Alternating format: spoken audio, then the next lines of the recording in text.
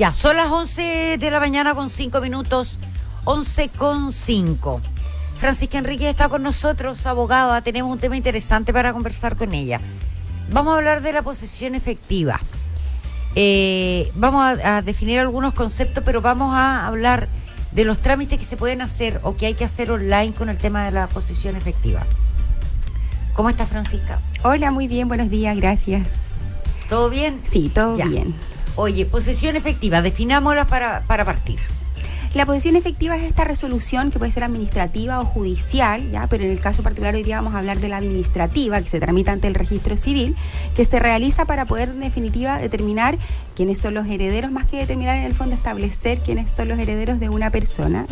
Están establecidos por ley, pero en el fondo individualizar a los herederos de una persona y poder, por lo tanto, disponer de los bienes que conforman este patrimonio que se transmite desde la persona que fallece a todos sus herederos. Este trámite de la posesión efectiva se hace en el registro civil y tiene ciertas... es necesario como resolver ciertas dudas respecto del formulario precisamente, que es el que muchas veces genera confusión respecto de qué datos hay que poner, de dónde obtengo los datos, si debo o no acompañar documentos. Ya, eso, o sea, el trámite parte ahí, ¿o no? Sí, parte con la posesión efectiva en el registro civil. Sí, ya. ¿Qué puedo hacer ahí? Lo primero que es súper importante que hoy día la plataforma del registro civil, la página web del registro civil, permite poder realizar este trámite de manera completamente online, sin necesidad de ir a ninguna de las oficinas del registro civil. Basta con tener la clave única de alguno de los herederos para que en ese caso quien la vaya a solicitar pueda hacerla, digamos, a través de la página web. Entonces, o sea, uno de los herederos tiene que tener clave única. Y así tú entras. Y así esas personas con su RUT y su clave única pueden en el fondo ir completando este formulario para finalmente enviar la solicitud de posesión efectiva al registro civil. Entonces, lo primero es que alguno de los herederos tenga RUT o clave única y con eso puede hacer el trámite. Ya, dentro de este formulario que hay que completar hay pasos. El primer paso es completar todos los datos del causante, es decir, de la persona que fallece. Cuando se habla del causante es la persona que ha fallecido. Y ahí te piden que nombre, RUT, fecha de nacimiento, fecha de fallecimiento, cosas así. Sí, último domicilio, profesión, oficio, estado civil, hace referencia a si existe alguna inscripción al margen de la inscripción matrimonial. Eso es súper importante porque, por ejemplo, puede haber existido divorcio, puede haber existido cambio de régimen matrimonial durante el matrimonio y todo eso lo obtienen con el certificado de matrimonio, ¿ya? Eso. Otra cosa súper importante, no se acompañan documentos con la posesión efectiva. Yo solo mando el formulario, no tengo que acompañar documentos, ni online ni presencial. Relleno el formulario, y lo subo nuevamente. Pero ojo, para rellenar el formulario probablemente debo previamente haber podido reunir todos los documentos que en el fondo me den los datos para llenar ese formulario. Ya. Ahora, cuando se hace por internet, lo bueno es que como está todo en línea, normalmente uno pone el RUT del causante y el formulario inmediatamente despliega la mayoría de la información, sobre todo la causa de muerte, la fecha, el número de inscripción de la defunción y los últimos datos que el registro civil tenía de esa persona. Yo puedo modificar obviamente si hay alguno distinto, pero en general es bien intuitiva la página, permite hacer de manera más sencilla el trámite. Después tengo que poner los datos del solicitante. El solicitante es la persona que está haciendo la posesión efectiva, ¿ya? La persona que entró con su RUT y su clave pone todos sus datos para poder realizarlo. Sobre todo ahí súper importante correo electrónico y teléfono para que puedan en el fondo tener comunicación en caso de que haya alguna situación puntual. Y en tercer lugar vienen todos los herederos. Ahí es donde tengo que tener harto detalle, fijarnos bien, porque ahí tengo que incluir en este formulario a todos los herederos que son parte de la herencia, ¿ya? Cónyuge, hijos, padre, ahí según corresponda, según sea la persona que haya fallecido. Y aquí otro dato súper importante, si yo dejo fuera a alguien de esa herencia, es muy probable que el registro civil corrija ellos de oficio, digamos, esa posesión efectiva. Yo no puedo dejar afuera, por ejemplo, a un hermano. No puedo decir, voy a hacer la posesión efectiva con mi mamá y yo, y a mi hermano lo voy a dejar fuera. O en realidad no veo a mi papá hace mucho tiempo, así que lo vamos a dejar fuera y voy a hacerla solo con mis hermanos. O a un hermano que no nació dentro del matrimonio como yo, que fue con otra persona. Exactamente, ¿ya? En el caso sobre todo de él o la cónyuge, él o la conviviente civil y los hijos que estén reconocidos, obviamente, esa información la maneja el registro civil, ¿ya? Distinto es obviamente si a lo mejor era un tío, un hermano, a lo mejor ahí es más difícil hacer como la relación familiar en el registro civil, pero sobre todo en el caso de los cónyuges o los convivientes y los hijos, el registro civil tiene en línea esa información y por lo tanto si yo excluyo a alguno de esos herederos, el registro civil va a rectificar y igualmente los va a incluir, ¿ya? Y después de que yo he puesto a todos los herederos, que los datos que piden son los datos básicos, nombre, fecha de nacimiento, la relación que tenía con la persona fallecida y su domicilio, viene la cuarta parte que yo creo que es un poco la más compleja, que es poder incluir los bienes que forman parte de este patrimonio que se está heredando, ¿ya? Respecto a los bienes inmuebles, lo primero que pregunta el registro civil es si es un bien agrícola o no agrícola. Y bien inmueble hablamos de casa, terreno, sí, ya. Casa, departamento, terrenos, etcétera, ¿ya? Pregunta primero si es bien agrícola o no agrícola. Eso es muy sencillo, dice relación si es rural o urbano. Esa es como principalmente la distinción, ¿ya? Hay situaciones específicas que habrá que revisar, pero en general, si es un departamento, una casa que está en una ciudad, se trata de un bien no agrícola, mientras que si es un bien que está destinado más bien a predios rurales, se trataría de un bien agrícola, ¿ya? Después pide el número de inscripción. Eso se obtiene solo con un certificado del conservador de bienes raíces donde está inscrita la propiedad, con el que vamos a saber la foja, el número y el año en el que se encuentra inscrita la propiedad en el conservador de bienes raíces. Lo otro que nos pide es saber si es un bien propio o social. ¿Qué quiere decir? Si la persona estaba casada y estaba casada en sociedad conyugal y ese bien se adquirió dentro de la sociedad conyugal, se trata de un bien social. Si no estamos en ese escenario, siempre se pone una P, que significa que es un bien propio. Es decir, si la persona era soltera o ya estaba divorciada y adquirió el bien después de que terminó, o se casó pero estaba con separación de bienes, etcétera. En todos esos casos se trata de un bien propio. Dame un segundo, quiero volver un poquito atrás. Cuando tú me dices si se trata o no de un bien agrícola... o no agrícola. ¿Por qué se hace esa diferencia? Principalmente para poder en el fondo después hacer la inscripción, eventualmente las tasaciones, tiene que ver con todo lo que diga relación con los trámites posteriores también, ¿ya? Y es una forma de individualizar el bien, ¿ya? Y de ahí viene la valoración del bien, que esto también es súper importante. Primero, porque la valoración del bien no es avalúo comercial, es el avalúo fiscal. Es de la primera duda que genera qué monto pongo en cuánto avalúo el bien que se está heredando. Avalúo fiscal. Pero además es el avalúo fiscal que corresponde al semestre en que falleció la persona.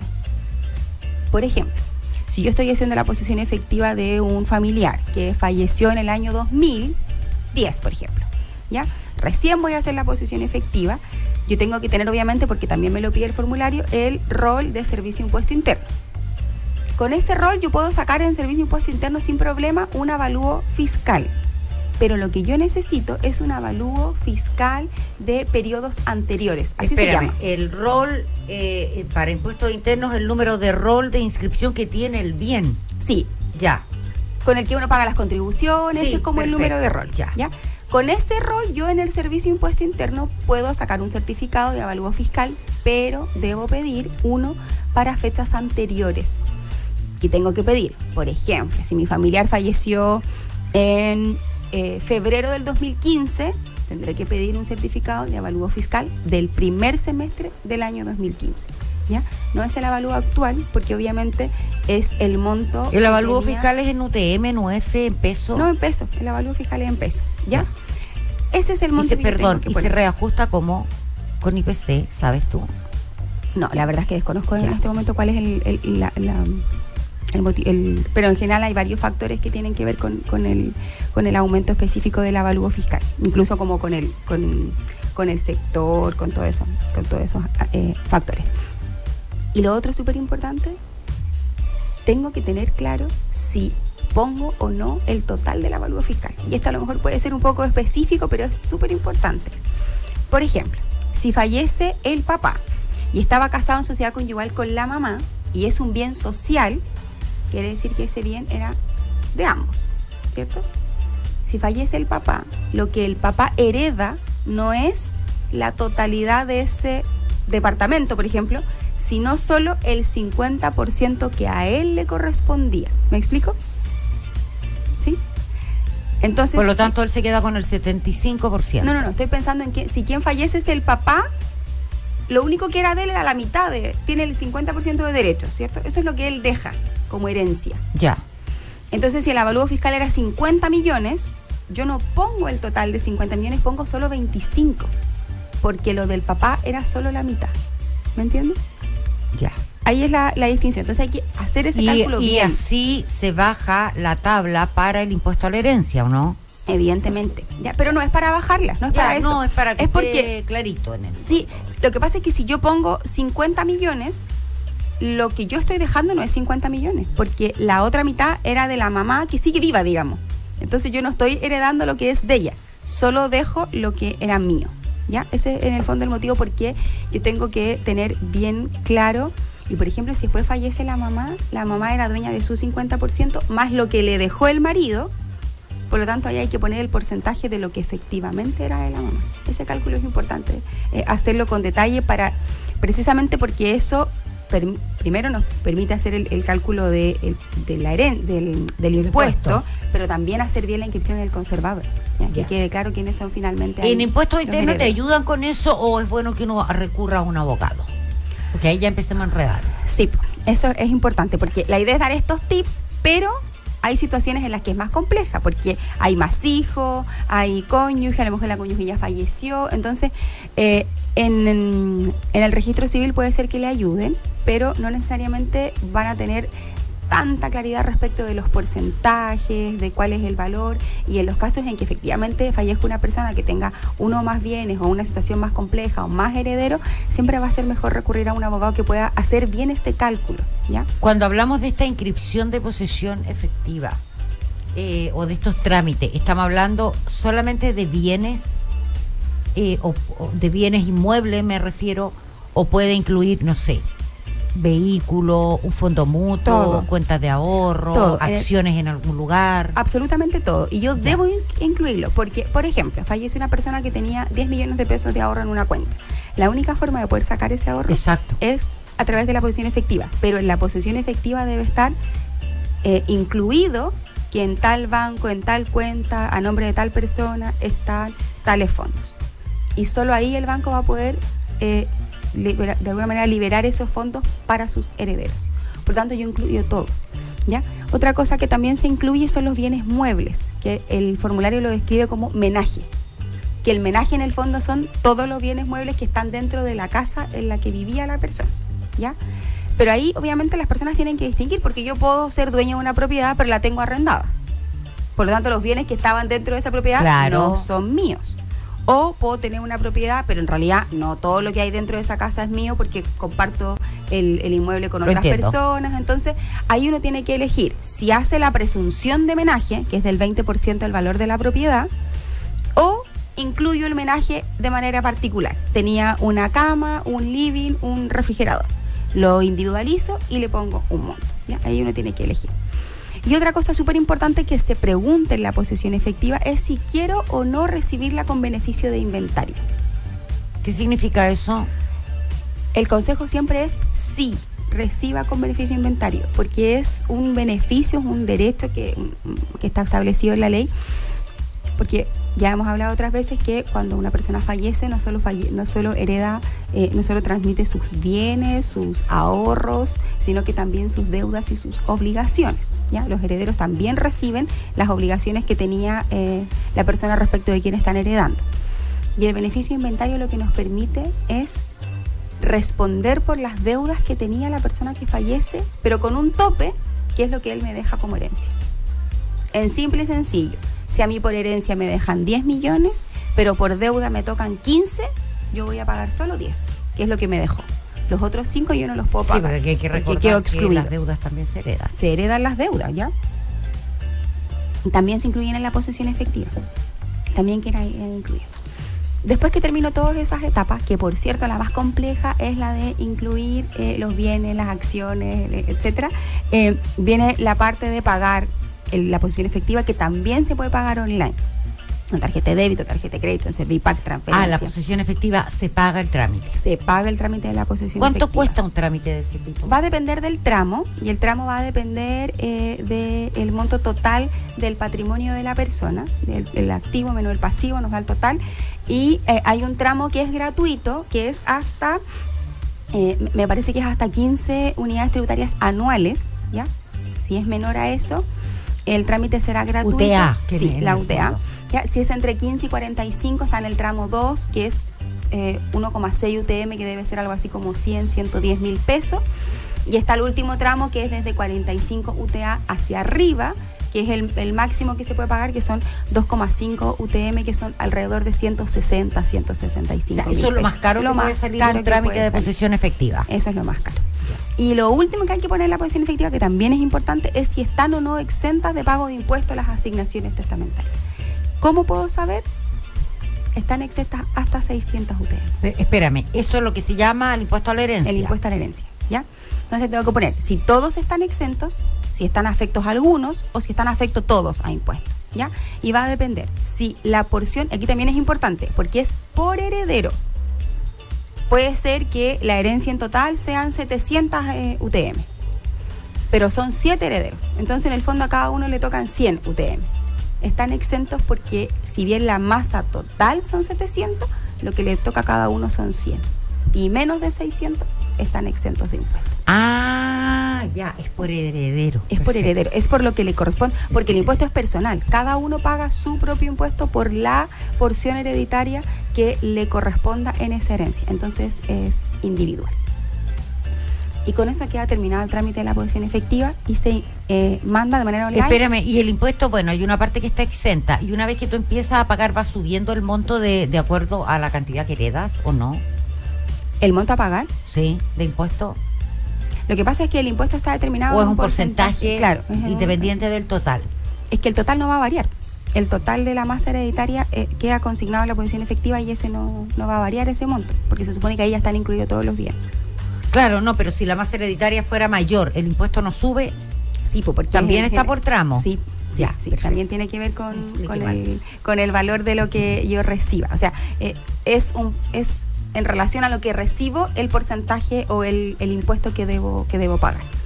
Y eso se hace después que está lista la posesión efectiva, inscrita, publicada, etcétera. Yo tengo que hacer, también lo puedo hacer por internet, el formulario para efectos del pago de los impuestos, del impuesto a la herencia, que también se puede hacer en la página, en este caso, de Servicio de Impuesto Interno.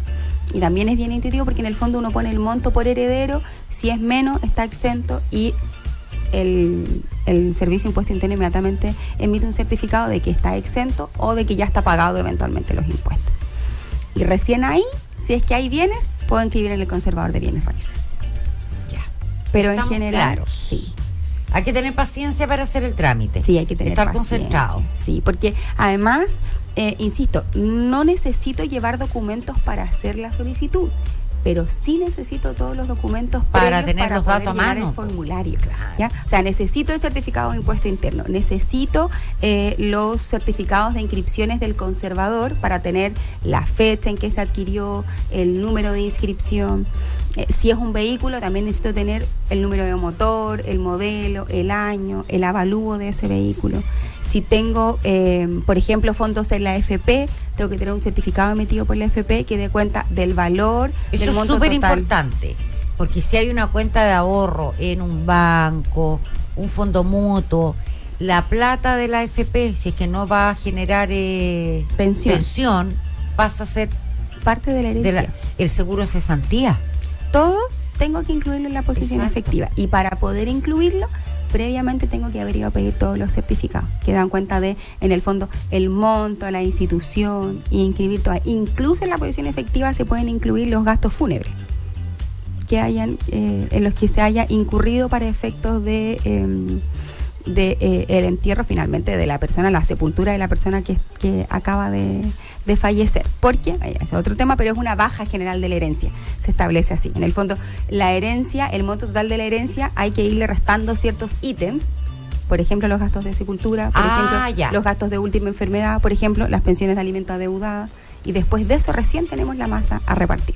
Perfecto. Entonces también, si es que hubo gastos importantes en la sepultura, también se pueden incluir en la posesión. Que suelen ser importantes, porque morirse en nuestro país es caro. Suelen ser importantes, entonces también efectivamente, si alguno de los hijos, alguno cónyuge lo pagó y está todo bien, no se incluye, pero si efectivamente se debe descontar de la herencia, también se tiene que incluir en la posesión efectiva.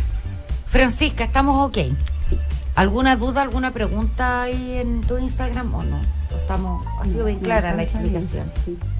Sí, yo creo que además hoy día hay mucha más gente conectada que otros días, así que claro, porque el cambio de la posesión efectiva siempre es importante. Sí. Todos alguna vez nos vamos a ver enfrentados a una posesión efectiva de algún familiar o que conocemos a alguien que requiere la posesión efectiva. E insisto, el trámite se puede hacer por internet. Yo puedo hacerlo sin abogado, pero efectivamente en ciertos casos son tantos detalles, hay que tener tanto cuidado, porque el registro civil, por ejemplo, si yo anoto mal el número de inscripción, el registro civil no me va a decir nada. Va a autorizar la posesión efectiva igual. Pero ¿cuál va a ser el problema? Que cuando yo quiera ir a retirar los fondos, o cuando quiera ir a inscribir al conservador, o cuando quiera hacer el trámite en impuesto interno, no lo voy a poder hacer porque la posesión efectiva está con error. A veces, en vez de poner departamento 53, puse 54, ya está mal y no voy a poder inscribir a nombre de los herederos porque no es el bien que yo estoy adquiriendo. Entonces esos detalles hay que verlos ahí con harto cuidado para evitar errores posteriores. Ya. Si alguien tiene dudas, ¿dónde te puede contactar? En mi Instagram, que es abogada_Fran Enríquez, o en mi celular, que es más 569-733-40-143. Perfecto. Nos vemos la próxima semana, Francisca. Nos vemos la próxima semana. Que te vaya súper bien. Igual ustedes. Nosotros nos vamos a la pausa comercial, ya volvemos.